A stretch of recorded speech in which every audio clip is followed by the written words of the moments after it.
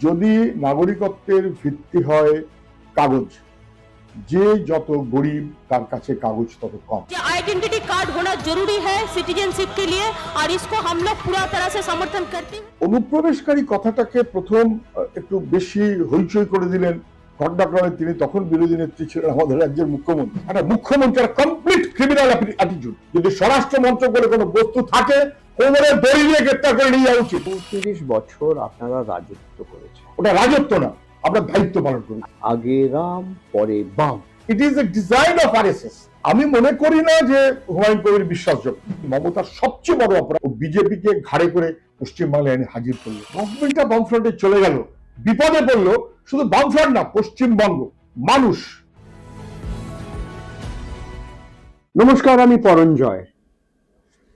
পশ্চিমবঙ্গে বিধানসভা নির্বাচন হবে, এই নিয়ে অনেক বিতর্কিত বিষয় নিয়ে লোকেরা কথাবার্তা বলছে। SIR বিশেষ নিবিড় সংশোধন, ধর্মের নামে মেরুকরণ, কোন রাজনৈতিক দল তাদের নির্বাচনের আগে ওরা কি কথা বলবেন এখনো তারিখ ঠিক হয়নি, তবু রাজনৈতিক পরিবেশটা বেশ গরম হয়ে গেছে। তো এই সব বিষয় নিয়ে আজকে কথা বলবো। ডক্টর সুজন চক্রবর্তী, মার্ক্সবাদী কমিউনিস্ট পার্টির সেন্ট্রাল কমিটির উনি মেম্বার এবং পশ্চিমবঙ্গের রাজ্য সম্পাদক মণ্ডলীরও উনি সদস্য। CPIM এ বহু বছর কাটিয়েছেন, এমন স্টুডেন্টস ফেডারেশন অফ ইন্ডিয়ার অল ইন্ডিয়া সাধারণ সম্পাদক ছিলেন। উনি যাদবপুর থেকে লোকসভা নির্বাচন জিতেছেন, তার আগে উনি বিধায়ক ছিলেন। এবং অনেকে হয়তো জানে না আপনার বিষয়ে, আপনি ডক্টর সুজন চক্রবর্তী কারণ আপনি যাদবপুর বিশ্ববিদ্যালয়ে আপনি ক্যান্সার নিয়ে গবেষণা করেছিলেন। অনেক ধন্যবাদ। তো আমরা দেখলাম যে মহারাষ্ট্রে কিরকম ভাবে 40 লক্ষ নতুন নাম ঢুকিয়ে দেওয়া হলো 5 মাসে। আমি যখন জিজ্ঞেস করি এই প্রশ্নটাকে আমাদের চিফ ইলেকশন কমিশনার জ্ঞানেশ কুমারকে, যে 18 বছর বয়সের মানুষ কম এবং ভোটারের যে আপনার তালিকায় লোকের নম্বর বেশি, এটা কোনোদিনও হয়নি ভারতবর্ষে, মহারাষ্ট্র তো হয়নি। আপনি জবাব দিলেন না। আরো অনেকগুলো প্রশ্ন করেছিলাম, তারপরে আমরা দেখলাম কিভাবে বিহারে ওনার তো জবাব দেওয়ার সুযোগ নেই। উনি তো জেনে বুঝে বিজেপির বকলমে পলিটিক্যাল পারপাস নিয়ে নির্বাচন কমিশন চালাচ্ছেন। বিহারে প্রথমে 65 লক্ষ লোকেদের নাম বার করে দিল, তারপরে সুপ্রিম কোর্ট অনেক কিছু হলো, শেষ পর্যন্ত নির্বাচন ঠিক আগে আপনার ভোটার তালিকায় প্রায় 47 লাখ লোকেদের নাম নেই, নতুন নাম। এবার পশ্চিমবঙ্গে 58 লাখ লোকেদের নাম নেই, কিন্তু এই পুরো SIR এর কাজটা এখনো শেষ হয়নি। শেষ পর্যন্ত ভোটার তালিকা যখন বেরোবে আমরা জানতে পারবো কজনের লোক আছে বা নেই। আমার প্রশ্নটা হলো, যেটা মহারাষ্ট্রে হয়েছিল, ওখানকার যারা শাসক দল বা শাসক জোট তারা নিজেরাই অবাক হয়ে গেছিল। বিহারে ভারতীয় জনতা পার্টি, জনতা দল ইউনাইটেড, ওরা ভাবেনি যে 243 বিধায়কের ভেতরে 202 ওরা পাবে। পশ্চিমবঙ্গে কি ওই একই গল্পটা আবার আমরা দেখব? যে পারপাজে মহারাষ্ট্র করা হয়েছে, যে পারপাজে বিহার করা হয়েছে, সে একই পারপাজে পশ্চিমবাংলাতে অ্যাটেম্পটা নেওয়া হচ্ছে। তা না হলে স্পেশাল ইন্টেন্সিভ রিভিশন 2002 সালে এর আগে হয়েছে, তো তখন কি তার চাইতে 20 বছর আগের কোন ভোটার লিস্টকে ভিত্তি করা হয়েছিল না? আজকে যদি 2002 এর ভোটার লিস্টকে ভিত্তি করে SIR করবার চেষ্টা হয়, 1 এবং 2, তার জন্য যদি AI কে ব্যবহার করে নাম, বানান, ঠিকানা, তার বানান, পদবি ইত্যাদি ইত্যাদি, তার বাবার নাম, মায়ের নাম ইত্যাদি ইত্যাদি, এটা অসম্ভব ব্যাপার। ব্যানার্জি কতভাবে লেখা যায়? কে গাঙ্গুলি, কে গঙ্গোপাধ্যায়, কে চট্টোপাধ্যায়, সুজন SUJM লেখা যায়, SUJOM লেখা যায়, চক্রবর্তী KRO 10টা ভাবে লেখা যায়, BVTITY কতভাবে লেখা যায়। ফলে এটা আমরা যদি বলেন শব্দটা খারাপ হচ্ছে, এটা ছাবলামো। মানুষের ভোটের অধিকার তার ফান্ডামেন্টাল রাইট, ইউনিভার্সাল ফ্র্যাঞ্চাইজি, মৌলিক অধিকার, মৌলিক অধিকার। মৌলিক ফলে অধিকার। সেই অধিকারটাকে কেড়ে নেবার এই যে প্রচেষ্টা, অথবা সেটাকে কলুষিত করার যে প্রচেষ্টা আমরা দেখলাম, মহারাষ্ট্র তো কেড়ে নেয়নি, মহারাষ্ট্রে কলুষিত করা হয়েছে, এবং ভিসারিস বিহারে কেড়ে নেওয়া হয়েছে। আর পশ্চিমবাংলায় 58 লক্ষ যে বাদ গেছে, এটার মধ্যে কোনো নতুনত্ব নেই, কারণ এটা মৃত মানুষের নাম, ডাবল এন্ট্রি ইত্যাদি ইত্যাদি। হ্যাঁ, সেটা যাদের ঠিকানা বদলে গেছে এইরকম, সেটা আমরা এর আগেও বলেছিলাম যে বছরের পর বছর ধরে মৃত মানুষের নাম দেওয়া হচ্ছে, কিন্তু সেই নাম বাদ দেওয়া হচ্ছে না। এখানকার শাসকও খুব খুশি ছিল যে ভোটের দিন 2টোর সময় এসে মৃত মানুষগুলো ভোটার কেন্দ্রে ভূত নৃত্য করবে, তাতে শাসক দলের লাভ। ফলে এই নামগুলো বাদ যাবে, এর মধ্যে কোনো নতুনত্ব নেই। 58 লাখ, কিন্তু বিজেপির নেতারা বলছিল 1,20,00,000 রোহিঙ্গা, 1,50,00,000 বাংলাদেশি মুসলমান, এটা যে টার্গেট করে বাদ দেবার চেষ্টা, মানুষের অধিকার কেড়ে নেওয়া। এইটাই তো প্রশ্ন। একদম। এটা বিহারেও ওরা এই কথা বলেছিল, বিহারেও বলেছিল এইটা আমরা ভোটার তালিকা, ইলেকট্রাল রোলকে আমরা পরিষ্কার করব, শুদ্ধ করব, কারণ এদের ভেতরে অনুপ্রবেশকারী আছে বাংলাদেশ থেকে যারা এসছে। এখন এটা একটা কিন্তু রাজনৈতিক বিষয়। এটা হলো, অন্তত ভারতীয় জনতা পার্টি মনে করে এটা বিধানসভা নির্বাচনের একটা বিষয় হবে। আর আপনিও জানেন, আমিও জানি, আপনার খুব লম্বা আমাদের বর্ডার বাংলাদেশের সঙ্গে পশ্চিমবঙ্গের। যদিও কেন্দ্রীয় সরকার, স্বরাষ্ট্র মন্ত্রণালয়, যাদের কাজ এটা, যে কে অনুপ্রবেশকারী এবং কেউ ভারতবর্ষের নাগরিক, এই কাজটা নির্বাচন আয়োগের না। তবে নির্বাচন আয়োগটা বলছে তুমি যদি ভারতবর্ষের নাগরিক না হও, তোমার ভোট দেওয়ার অধিকার নেই। সেই জন্যে আমাদের অনুপ্রবেশকারী, তুমি যদি নাগরিক না হও, তাহলে তোমার মোটর ভেহিকলস এর রেজিস্ট্রেশন দেওয়ার অধিকার নেই। তাহলে মোটর ভেহিকলস এর রেজিস্ট্রেশন দেওয়ার দায়িত্ব যাদের, তারা কি এখন নাগরিকত্বের ছানবিন শুরু করবে? এটা কি তাদের কাজ? নাগরিকত্ব দেখার কাজ যদি দেখতে হয়, অবশ্যই দেখতে পারে। That is home ministry. Home ministry has failed completely. তারা তাদের কাজ করতে পারেনি, এবং না করতে পেরে অযথা মানুষকে অনুপ্রবেশকারী বলে দাগিয়ে দিচ্ছে, উইপোকা বলে দাগিয়ে দিচ্ছে, ঘুষপেটিয়া বলে দাগিয়ে দিচ্ছে। বিহারে কোথাও অনুপ্রবেশকারীর তালিকা, বিহারে কোথাও রোহিঙ্গার তালিকা। স্বরাষ্ট্রমন্ত্রী অমিত শাহর ভাষা, অমিত শাহ ভাষা, যদিও আমি আপনাকে বলবো দ্বিমত এই কথাটাও ঠিক ঠিক অমিত শাহর এই যে ভাষাটা, যদিও পশ্চিমবাংলার রাজনীতিতে নিশ্চয়ই আপনিও জানেন, অনুপ্রবেশকারী কথাটাকে প্রথম একটু বেশি হইচই করে দিলেন ঘটনাক্রমে তিনি তখন বিরোধী নেত্রী ছিলেন আমাদের রাজ্যের মুখ্যমন্ত্রী। মনে আছে আপনার? অনুপ্রবেশকারীদের ভোটে জ্যোতিবাবু যেতে, বাংলাদেশিদের ওরা সেই বক্তৃতা আছে তো, যে বাংলাদেশ, আমাদের এখানকার ভোটার লিস্টে সব বাংলাদেশি অনুপ্রবেশকারী, সব বিদেশি লোক। এগুলো মুখ্যমন্ত্রী যখন বলেছিলেন, আমি জানি না উনি বুঝেছিলেন কিনা যে ওনার অপরাধে আজকে বাংলার মানুষকে বিজেপি বিপদে ফেলার চান্স পেল। এখন ফেলছে কিন্তু বিজেপি। ডক্টর সুজন চক্রবর্তী আজকে আসামের মতো রাজ্যে তাদের মুখ্যমন্ত্রী সবার সামনে বলছে মিয়া মুসলমানদের আমরা বার করে ফেলবো, এদের আমরা শেষ করে ফেলবো। এই ধরনের ভাষার ব্যবহার করছে। আপনি মুখটা দেখেছেন?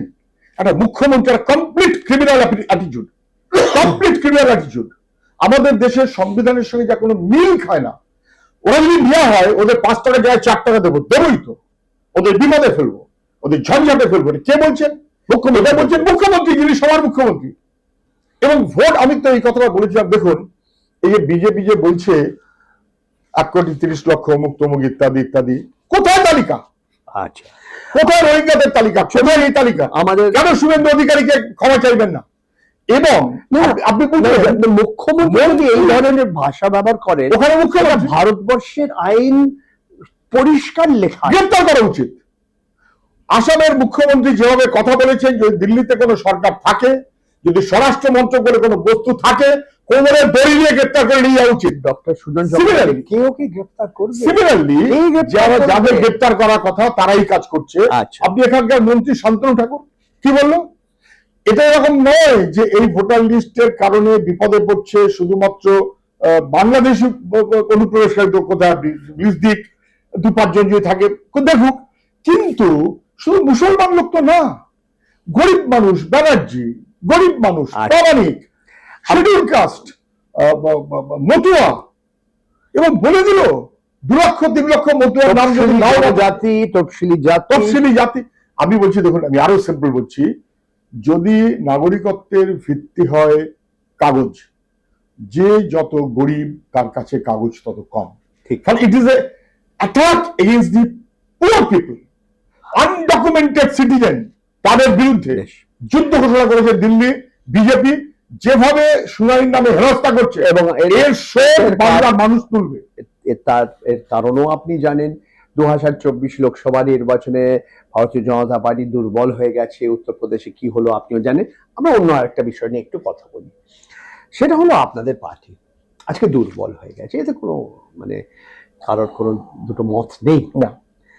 34 বছর সবল ছিল, দুর্বল হয়েছে নিয়ে ডিফেন্স করে লাভ কি আছে? 34 বছর আপনারা রাজত্ব করেছেন। এই রাজ্য কেন, বিশ্বের এমন কোন জায়গা আপনি পাবেন না যেখানে 7 বার টানা লাগাতার নির্বাচন জিতেছে একটা বাম ফ্রন্ট, একটা বাম দলের নেতৃত্বে। এটা আপনি বিশ্বে কোথাও পাবেন না। কিভাবে জিতেছেন? আপনাদের যারা বিরোধ করতে বলতে আপনারা কারচুপি করেছেন, বৈজ্ঞানিক কারচুপি।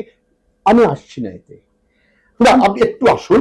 আমি 15 বছর আগে, প্রায় 15 বছর কারচুপি করেই করতো, তাহলে বামফ্রন্টের আমলে পঞ্চায়েতে যেমন সিপিএম যেতে, তেমন তৃণমূল যেতে, যেমন মিউনিসিপ্যালিটিতে আপনি এইরকম পর্যন্ত পাবেন যে 8 মিউনিসিপ্যালিটি ড্র, টসে জিতে বিরোধীরা চেয়ারম্যান হলো। 5 বছর আনডিস্টার্ব চেয়ারম্যান থেকেছে।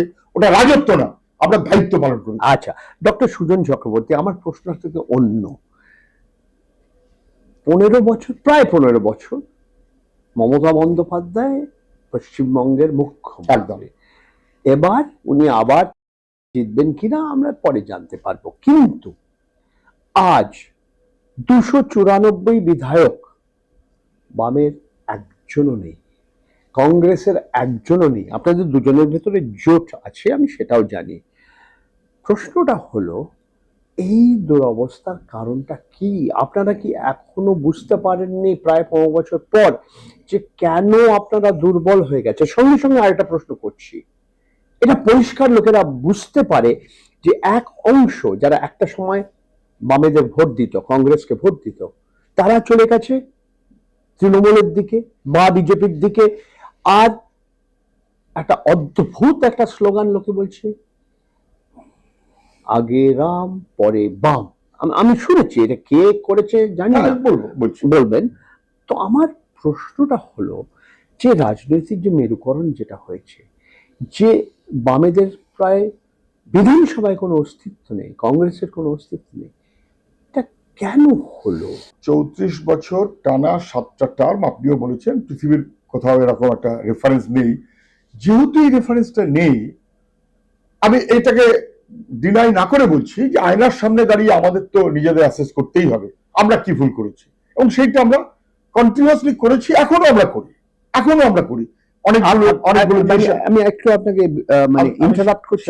আচ্ছা বলেন।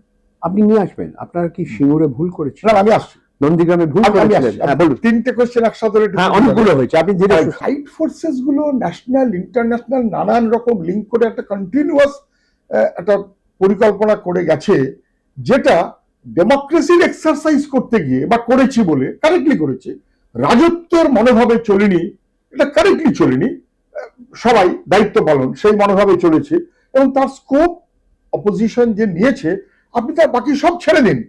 হিলারি ক্লিন্টন কিন্তু 2012 সালে পশ্চিমবঙ্গে রাইটার্স বিল্ডিং এ মুখ্যমন্ত্রীর সঙ্গে দেখা করতে এমনি আসেনি, কোথাও তো যায় না, হঠাৎ করে এমনি আসবে কেন? বা তখন যে তৃণমূল এই যে লড়লো বা যা করলো, তার সবচেয়ে বড় সঙ্গী ছিল বিজেপি, কোনো সন্দেহ নেই, রাজনাথ সিং সহ ছিল। বাজপেয়ী সরকারের রেলমন্ত্রী ছিলেন ইত্যাদি। এক মিনিট, তার সঙ্গে কংগ্রেস ছিল, তার সঙ্গে যেটা সবাই বুঝবেন কি খেয়াল করবেন কি আমি জানি না, কিষেনজিও কিন্তু মুখ্যমন্ত্রী হিসেবে মমতাকে দেখতে চেয়েছিলেন। তার পরিণতি কি আমরা দেখেছি। আলটিমেটলি গভর্নমেন্টটা বামফ্রন্টে চলে গেল, বিপদে পড়লো শুধু বামফ্রন্ট না, পশ্চিমবঙ্গ মানুষ, এখানকার গরিব মানুষ, তার অধিকার এবং রাজনীতির যে পরম্পরা সাধারণভাবে পশ্চিমবাংলায় ছিল সেটা কিন্তু বিপন্ন হলো। 1 2 আপনি বলছেন ধর্ম ইত্যাদি ইত্যাদি। আমি আসবো, ধর্মতে আসবো। আপনি বলছিলেন বলে এইটা হ্যাঁ, বলুন, দুটো কথা আপনি বলেছেন। সিঙ্গুর নন্দীগ্রাম বললাম। স্বাধীনতার পর পশ্চিমবাংলায় হিন্দু মহাসভা তার এমএলএ ছিল, তার এমপি ছিল, মুসলিম লীগ তার এমএলএ ছিল, তার এমপি ছিল।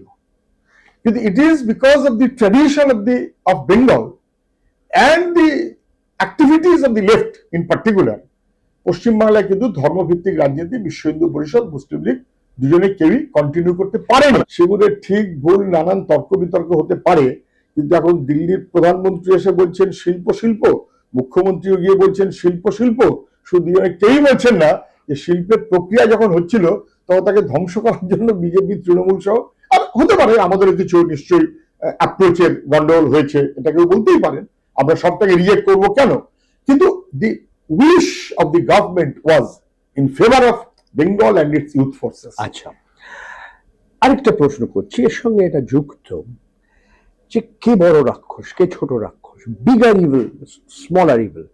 আমরা দিল্লিতে বসে মনে করি যে হ্যাঁ হ্যাঁ মোদি স্বৈরতন্ত্রে বিশ্বাস করে, ও বড় রাক্ষস।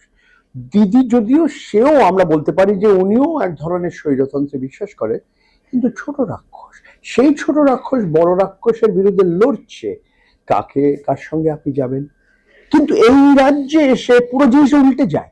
আপনি গ্রাম বাংলায় ঘুরে দেখুন, বলো আমার পাড়ায়, আমার গ্রামে, আমার মহল্লায় বড় গুন্ডাটা হলো সে তৃণমূলের গুন্ডা, আর ছোট গুন্ডাটা হলো ভারতীয় জনতা পার্টির গুন্ডা। ওই বলেই আগে রাম পরে বাম। আগে রাম পরে বামটা আপনি যখন এটা কথাটা উঠলো, যে প্রেক্ষাপটে উঠলো, এটা কিন্তু 14 সালের আগে ওঠেনি, 14 সালে মোদী গভর্নমেন্ট হচ্ছে, কথাটা উঠলো তারপর যখন দেখলো যে 14 সালের পরে 16 সালে উল্টে বিজেপির ভোট কমে গেল 17 থেকে 10, এরপর 16-র পর থেকে বিশেষ করে 18-র পঞ্চায়েতের সময় এবং তারপর পরে আগে রাম পরে বাম, ফলে এটা ন্যাচারালি উঠেছিল। তাহলে তো 14-র আগে উঠতে পারতো, তাহলে তো অন্য সময়তে উঠতে পারতো, তৃণমূলের শাসন থেকে উঠতে পারতো, 16-র আগে উঠতে পারতো। Again it is an orchestrated one, আমি মনে করি, not from Trinamool, neither from BJP, it is a design of RSS, যেটাতে সাবমিট করতে হয়েছে বিজেপিকে, তৃণমূলকে, দুজনকেই। আরএসএস এর কথার বাইরে কিন্তু তৃণমূল খুব একটা চলবে এটা আজকে না, আপনারা অনেকদিন ধরে বলছেন। কিন্তু আমি যদি আমি আপনি বড় গুন্ডা ছোট গুন্ডা বলছিলাম, গোটা ভারতবর্ষে কোনো সন্দেহ নেই যে BJP is the biggest enemy of the people of India, কোনো সন্দেহ ব্যাপারে নেই। বিজেপির বিরুদ্ধে সবাই ত্যাগ করতে হবে, কোনো সন্দেহ নেই। তার মানে কিন্তু ধরুন সেই ক্ষেত্রে কি এমনকি তৃণমূল যদি বিশ্বাসযোগ্য হতো তাহলে তো ভালো হতো, কিন্তু মাঝ রাস্তায় ট্রেনে উঠবে, মাঝ রাস্তায় ট্রেনে পড়বে। আপনারা দেখলেন বিহারে INDIA এর জোটটা ছিল, কিছুই হলো না। এই রাজ্যে কোনোদিনও জোট ছিল না। দিল্লিতে একটা জিনিস, দিল্লিতে ভারতবর্ষের রাজনৈতিক মানচিত্রটা দেখে লোকে অনেক কিছু বলছে। আজকে আমরা একটা বিষয় নিয়ে যেটা আপনি উল্লেখ করলেন, আমি আরেকটু আপনার কয়েকটা মতামত আপনি চাইছি। প্রথম হলো, এই রাজ্যে ভারতবর্ষে জনগণনা হয়নি 1881 পর, এই প্রথমবার জনগণনা হয়নি।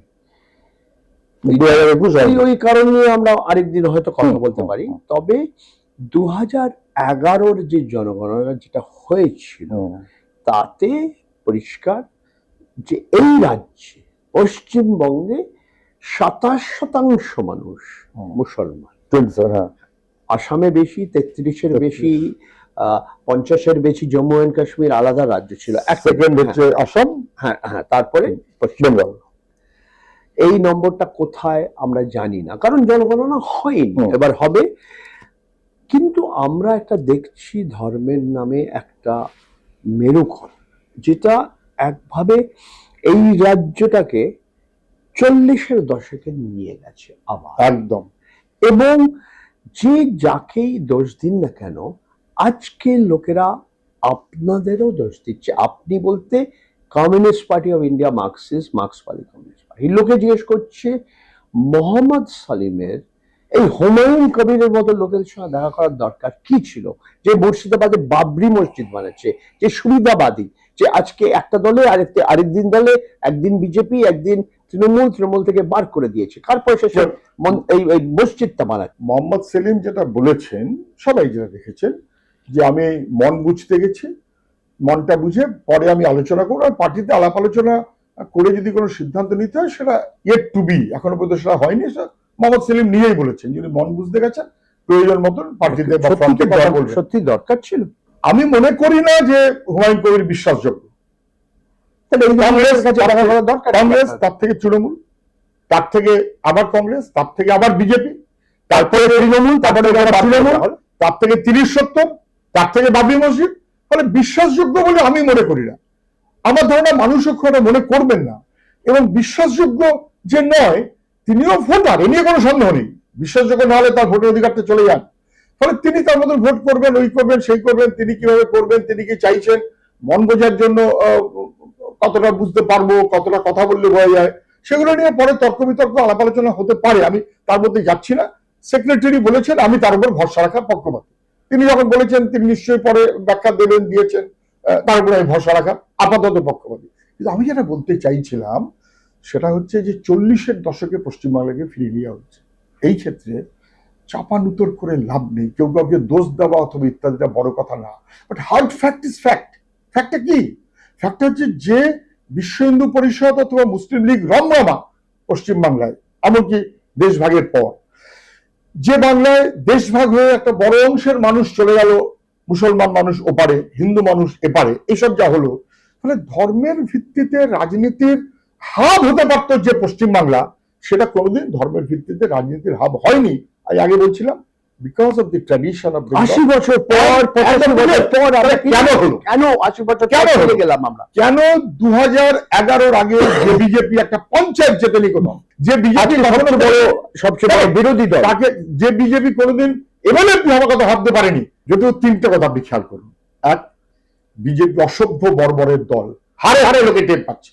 2, বলেছিলেন, দুঃখ করে বলেছিলেন, মমতার সবচেয়ে বড় অপরাধ, অনেক অপরাধ থাকতে পারে, বাকিগুলো ঠিক আছে, লড়াই করা যায়, কিন্তু সবচেয়ে বড় অপরাধ ও বিজেপিকে ঘাড়ে করে পশ্চিমবাংলায় এনে হাজির করলো। আজকে হারে হারে মানুষ টের পাচ্ছে।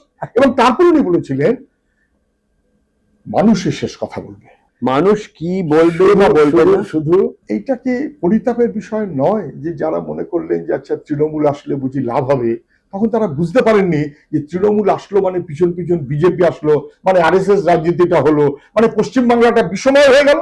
এই পশ্চিমবাংলার এই যে 80 বছর পর ফিরে আসা, আপনি যেটা বলছেন বারবার, 40-এর পর এই ফিরে আসার দায়, এটার জন্য যে সর্বনাশ হচ্ছে, রাজনীতিতে ধর্মকে যেভাবে ব্যবহার করা হচ্ছে, সবগুলোই কথা, ধর্মকে ব্যবহার করে, এই দায়টা শাসক একটু ঘাড়ে নেবে না?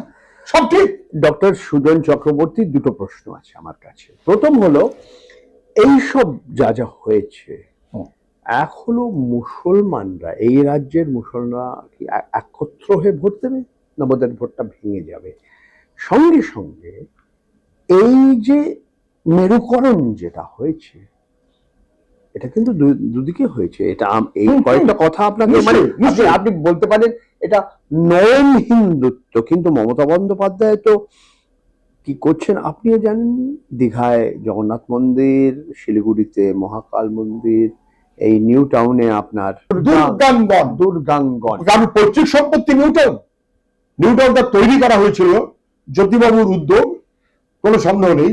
তৈরি করা হয়েছিল কলকাতার আশপাশে তার গ্রোথ, তার পরিকল্পনা, এবং বিশেষ করে মানে এখন যে যে যে ক্লিন ইন্ডাস্ট্রি ইত্যাদি ইত্যাদির কথা বলা হয়, তার জন্য একটা আইটি হবে বড় সেন্টার। এটা গুরগাঁওয়ে থাকি, গুরগাঁও এবং নিউ টাউনের বিষয় তফাৎ খুব বেশি নেই, একই দেখে মনে হয়। হ্যাঁ, প্রায় মনে হয় মার্কিন যুক্তরাষ্ট্র ভারতবর্ষে চলে এসছে। না, সেটা আমি জানি না, সেটা বোধহয় খুব অঙ্কে মিলবে না। যাই হোক, ঠিক আছে, হতে পারে ব্যক্তিগত মত। এখানে খুব মার্কিন যুক্তরাষ্ট্র গল্পটা এখনো আসার কোনো কারণ আছে বলে মনে হয় না। আইটি হাববে, তাকে আপনি মার্কিন যুক্তরাষ্ট্র যদি বলেন, আপনি বলতে, আমি গুরগাঁও বলি, এই রাজ্য বলি, আপনি গুরগাঁও বলেন, গুরগাঁওটা আমার ধারণা একটু ডিফারেন্ট। আচ্ছা, ঠিক আছে, সেটা অন্য কথা। কিন্তু একটা পরিকল্পিতভাবে একটা শহর গড়ে উঠলো যেটা কর্মসংস্থানের জায়গা দিচ্ছে। কারণ বাংলা দিল্লির কারণে বহু বছর ধরে নানান বঞ্চনায় পড়ে সবচাইতে এগিয়ে থাকা বাংলাটাকে পারলে প্রায় পিছিয়ে দেওয়া হয়েছে। সে বাংলাকে তো রক্ষা করতে হবে, এটাও তো বাংলা যারা পলিটিশিয়ান তাদের দায়িত্বের মধ্যে পড়ে। বাংলার ছেলে বাইরের রাজ্যে পরিযায়ী শ্রমিক কাগজ করাচ্ছে, এটা কোনদিন বাংলার ভবিতব্য ছিল? আজ কোথায় যাচ্ছে আমরা? খালি বাংলার বিহারে তাই করছে, কিন্তু বাংলাটা কোথায় ছিল? কোথায় গেল আপনি ভাবেন তো? প্রথম নোবেল বাংলা, প্রথম science technology research institute Bangla, আজকে প্রথম মহিলা ডাক্তার বাংলা। নোবেল পুরস্কার বিজয়ীর মার জন্মদিন কবে, সে ভোটার কিনা, এই নিয়েও এটাও তো চলছে। তাহলে বলছি আমি, নরম হিন্দুত্ব বলে কি কথাটা হয়, নাকি কম্পিটিটিভ হিন্দুত্ব? এই কারণে মুসলমান মুসলমান ভাব দেখিয়ে সব মুসলমান যেন আমার ভোটার। নো, মুসলমানরাও ইন্ডিভিজুয়াল, তারা একটা একপক্ষীয় মনোভাব নিয়ে চলেছেন তা না। আপনি দেখুন, মুসলিম মানুষের ভোট বামরা পেয়েছে, কংগ্রেস পেয়েছে, তখন তো এই দুটো মূল শক্তি দুদিকেই পেয়েছে, হয়তো কংগ্রেস বেশি পেয়েছে, কিন্তু এরকমটা কখনো কংগ্রেস দাবি করেনি যে সব মুসলমান আমাদের আর অমুকটা অমুকের, কখনো দাবি করেনি। এটা ছিল না রাজনীতিতে। তৃণমূল দাবি করতে শুরু করলো যে পুরো আমার, যে গরুর দুধ দেয় সে গরুর লাথি খেলেও ভালো লাগে, এবং তার সুযোগটা কিন্তু হিন্দু সাম্প্রদায়িক শক্তি ব্যবহার করেছে। এবং তারপর এখন হিন্দু সাম্প্রদায়িক শক্তি তার সঙ্গে কম্পিট করার জন্য যদি মমতা ব্যানার্জি চলে, আমার দুর্গাঙ্গন হয়, তাহলে জগন্নাথ মন্দির হয়, তাহলে মহাকাল হয়, কার পয়সায়? দুটো প্রশ্ন সংক্ষেপে আপনি জবাব দেবেন। কি হবে এবার? আমাদের আমরা তো দেখছি অনেক কিছু হয়ে গেছে এই 15 বছরে। আপনার টিচারদের কিভাবে ঢোকানো হয়েছে, সন্দেশখালিতে কি হয়ে গেল, আরজি করে যা হয়ে গেল, সব আপনারা জানেন। কিন্তু আমরা যে প্রতিষ্ঠান বিরোধী একটা পরিবেশ কিন্তু আমরা দেখতে পাচ্ছি না। এখনো এই রাজ্যের মায়েরা মেয়েরা দিদি দিদি দিদি মমতা বন্দ্যোপাধ্যায়কে সমর্থন করছেন, হয়তো ব্যক্তিগতভাবে বলে না এটা করা উচিত হয়নি, এটা করা উচিত হয়নি, কাটমানি নেওয়া উচিত হয়নি, কিন্তু তবুও ভোট দিচ্ছেন। লক্ষ্মীর ভান্ডার ওনাকে জনপ্রিয় একটা প্রোগ্রাম। না, আমার প্রশ্নটা হলো যে আপনি কি মনে করেন এই বিধানসভা নির্বাচনে কি হবে? মমতা বন্দ্যোপাধ্যায়ের পাশে এরা কেউ নেই, শুভেন্দু অধিকারী তার কাছাকাছি আসতে পারছে না, শ্রমিক ভট্টাচার্য আসতে পারছে না। তবে আপনাদের দল, বাম দল, কংগ্রেস, একটাও তো বিধায়ক নেই আপনাদের। যদি এমনটা হতো যে লোকে লাফাতে লাফাতে তৃণমূলকে পছন্দ করছে, তাহলে তৃণমূলকে জবরদস্তি ভোট দখলের জায়গায় যেতে হতো না। পঞ্চায়েতের নির্বাচন দেখুন, অন্য নির্বাচন দেখুন, জবরদস্তি ভোট দখল না হলে ডায়মন্ড হারবার 8 লক্ষ হয় না। ফলে জবরদস্তি করছে, কারণ নর্মাল ন্যাচারাল মানুষের ভোটের অধিকারে তৃণমূলের পক্ষে সেটা সুখকর নয়, রাজি নয়, কারচুপি হচ্ছে। ওরা অনেকে বলবে যে সেটাই মানবো না, আমি তথ্য দিয়ে মানবো না। তথ্য আমি বিধানসভাতে 18-19 কোন এক সময়তে গভর্নেন্স বাজেটের উপরে আমি তথ্য দিয়ে কতগুলো ফিগার দিয়েছিলাম, মুখ্যমন্ত্রী বসেছিলেন, একটা উত্তর দেননি। সুব্রত বাবুরা পরে বলেছিলেন খুব কারেক্ট বলেছ, কিন্তু আমরা বলতে পারবো না। মানে আমি সুব্রত বাবু মারা গেছেন, তার নাম আমার রেফারেন্স না করাটাই ভালো। ফলে এটা বাস্তব নয়। নাম্বার 2, এই যে ভোটটা হচ্ছে, মানুষ কিন্তু অপেক্ষায় থাকবে। তৃণমূলকে পরিত্রাণ পেতে চায়, তৃণমূল থেকে ভেবেছিল বিজেপি পরিত্রাণ দেবে, এখন বুঝে গেছে বিজেপি থাকলে তৃণমূল তার থেকে পরিত্রাণ পাওয়া যাবে না। মানুষ থার্ড খুঁজছে, কিন্তু কোয়েশ্চেন হচ্ছে আমরা কি সেইভাবে লোকের কাছে। এবং আমরা জানতে পারবো, শিগগিরই জানতে পারবো। আমার শেষ প্রশ্ন, ধরে নিন বিজেপি, ভারতীয় জনতা পার্টি এই রাজ্যে ক্ষমতায় আসলো না, এটা সবাই বলছে তাই হবে, তৃণমূল কংগ্রেস, মমতা বন্দ্যোপাধ্যায় মুখ্যমন্ত্রী পদে শপথ গ্রহণ করবেন। যদি ধরুন এটা হয়, তখন দিল্লিতে আমাদের মাননীয় প্রধানমন্ত্রী নরেন্দ্র মোদী, আমাদের স্বরাষ্ট্রমন্ত্রী অমিত শাহ এবং আমাদের চিফ ইলেকশন কমিশনার, মুখ্য চুনাव আয়ুক্ত শ্রী গণেশ কুমার বলবেন, দেখো তোমরা এত চেঁচাচ্ছিলে কেন, ভোট চুরি কেন করছিলে? এখন জিতে গেছে, বিজেপি হেরে গেল, আমার ভারতীয় জনতা পার্টি হেরে গেল, আমার রাহুল গান্ধী ভোট চুরি বলছে কেন? আমার ধারণা আপনি একটা খুব কারেক্ট জায়গায় ইঙ্গিত করেছেন। এরকম একটা প্লট তৈরি করার ব্যবস্থাপনা হচ্ছে কিনা, বিকজ আমি বিশ্বাস করি না এটা। আমি ষড়যন্ত্র দেখছি না, ঠিক আপনি দেখছেন না, কিন্তু আমি হয়তো খানিকটা এইভাবে ভাবছি, বিজেপি ইটসেলফ একটা পলিটিক্যাল পার্টি তা না, at the behest of RSS। Trinamool একই রকম ভাবে at the behest of RSS, not BJP. Competing A second party of RSS is Trinamool, এইরকম একটা মনোভাবে তৃণমূল আসলে আরএসএস এর কোনো ক্ষতি নেই। যে পারপাস আরএসএস এর হয়ে বিজেপি পালন করে, সেই পারপাস যদি আরএসএস এর হয়ে তৃণমূল পালন করে, মুখ্যমন্ত্রী বারবার বলেছে আরএসএস এর সঙ্গে আমার কোনো বিরোধ নেই। আরএসএস বলেছে উনি দেবী দুর্গা, মুখ্যমন্ত্রী বলেছেন আমি জানি না। আরএসএস দেশের প্রেমী। দেখুন দেখুন গল্পের একটা দেখুন কথা বলো। দেখুন, ওনার Confusion ওনার থাকবে। ভাইপোকে উনি যে রাজনৈতিক বিশ্লেষক যারা ওর যে আইপ্যাকের প্রতীক, ওকে তো ওরা তো এনফোর্সমেন্ট ডাইরেক্টরেট ওর বাড়িতে ঢুকে দপ্তরে বাড়িতে ঢুকে গেছিল। সবকিছু সিজ করে বাড়িতে ফেলতে গেছিল, কিন্তু কাগজগুলো রেখে দিয়েছিল মুখ্যমন্ত্রী, সেই সেইগুলো নিয়ে এলেন, ওই হার্ড ডিস্ক গুলো নিয়ে তাতে এলেন। কোনো ব্যবস্থা তো হয়নি। সত্যি যদি উনি ওদের সঙ্গে একটা, আপনি যে ধরনের বলছেন একটা ষড়যন্ত্র থাকতো, তাহলে এটা হতো। হতো, আমি যদি না থাকতো তাহলে কাগজগুলো নিয়ে বেরিয়ে আসতে পারতো না। সময় বলবে আমাদের। আপনি যা বলছেন কতটা স্টিল বাংলাকে বাঁচাতে হবে। বাংলার জীবন জীবিকা, ছেলে মেয়েদের লেখাপড়া, ভবিষ্যৎ, কাজ, বাংলাকে বাঁচাতে হবে। At the end of the day বাংলাকে ধ্বংস করার যে প্রচেষ্টা হচ্ছে, তার বিরুদ্ধে যত বেশি মানুষ ঐক্যবদ্ধ হবে দেশের জন্য, রাজ্যের জন্য, বিজেপি এবং তৃণমূলের বিরুদ্ধে, ততই আমাদের মানুষের জন্য সুবিধা হবে। অনেক ধন্যবাদ ডক্টর সুজন চক্রবর্তী, আপনার সময় আপনি দিয়েছেন, আপনার বহুমূল্য সময়। না, আপনারা আপনাকেও ধন্যবাদ। আপনারা শুনছিলেন মার্ক্সবাদী কমিউনিস্ট পার্টির বরিষ্ঠ নেতা এই রাজ্যে ডক্টর সুজন চক্রবর্তী। উনি বললেন কেন আজকে মার্ক্সবাদী এবং বামফ্রন্ট কেন দুর্বল হয়ে গেছে, নির্বাচনে কি হতে পারে, এসআইআর এর কি প্রভাব পড়তে পারে, অনেকগুলো বিষয় নিয়ে আমরা আধ ঘন্টার ওপরে কথাবার্তা বলেছি। আপনারা দেখতে থাকুন এই চ্যানেলটা, সাবস্ক্রাইব করুন, শেয়ার করুন। প্রশ্ন করছি পরঞ্জয়।